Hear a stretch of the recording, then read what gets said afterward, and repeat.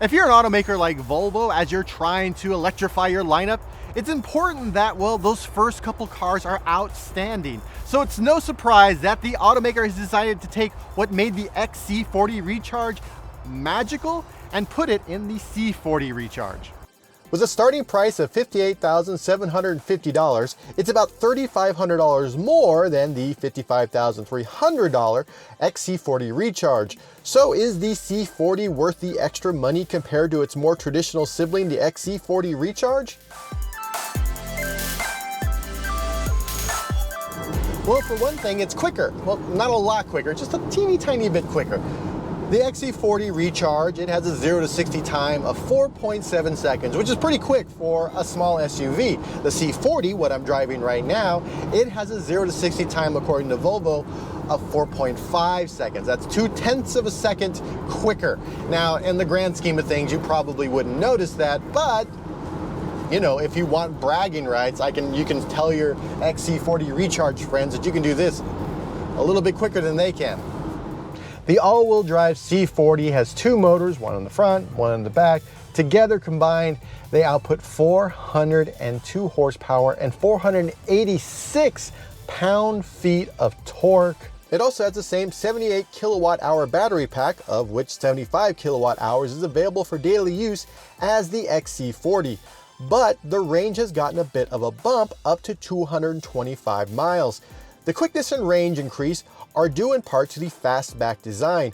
According to Volvo, the design, along with this little wing, makes the C40 6% more efficient than the XC40 Recharge. Plus, that extra money includes a heat pump that readies the battery for use and charging. As for the battery itself, it supports charging up to 150 kilowatts at compatible DC fast charging stations. And Volvo says it'll charge from 0 to 80% in about 40 minutes, so you can get back on the road. When you're behind the wheel instead of charging, the C40 has, well, essentially the same driving attributes as the XC40 Recharge.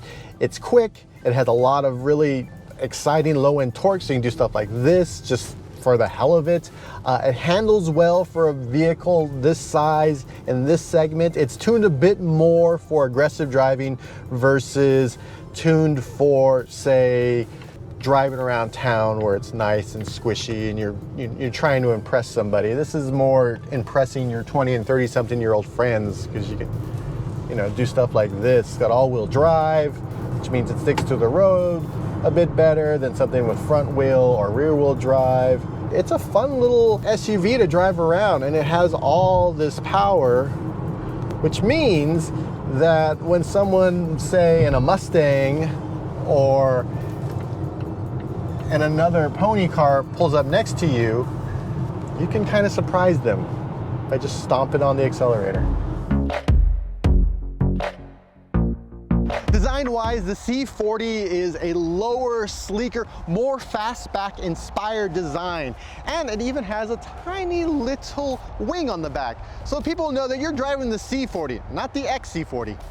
The C40 is lower than the XC40, but the height differential comes from the top of the vehicle.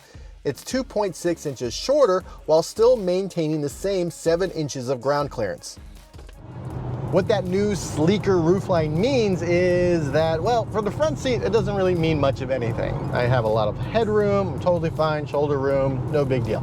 The back seat, on the other hand, if you're tall, you're not going to have a good time back there. Your head is going to hit the roof. Another issue is that you lose rear visibility. Now, I can see what's going on behind me, but I feel like I'm missing like the top half of what's going on behind me. For instance, there's a Renault behind me right now, and I can see the hood, the lights, the bumper, the road, but I can't see the passengers. I can't see this top part of the vehicle behind me. And you have this issue where if you want to see really far behind you, you can look in the side mirrors, which is fine, or you kind of like, you're doing this. And that is the, you know, that's sort of the curse of having the high seating position joined with a vehicle that has a sloping roof. While the space below the trunk cover is the same, you do lose cargo area thanks to the sloping roof.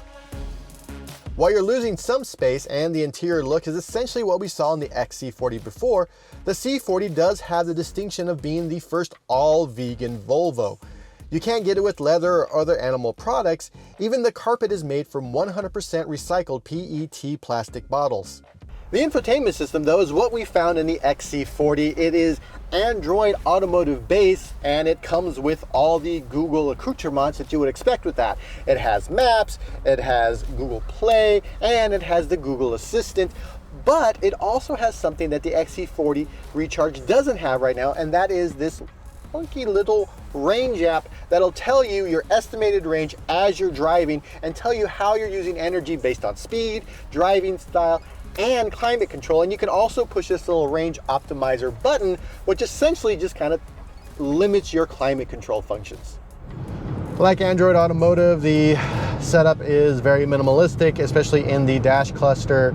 You get two modes. You can either see the entire map, which is kind of nice when you're driving. You don't have to look to your right. You can have other things going on over here, or you can just know when to turn left and right. A little left arrow, 2.5 kilometers. So is the C40 worth the extra money? Well, that depends on how you feel about the design and whether or not you have tall people sitting in the back and you care a lot about cargo space. For more automotive coverage from Belgium, be sure to subscribe to Engadget.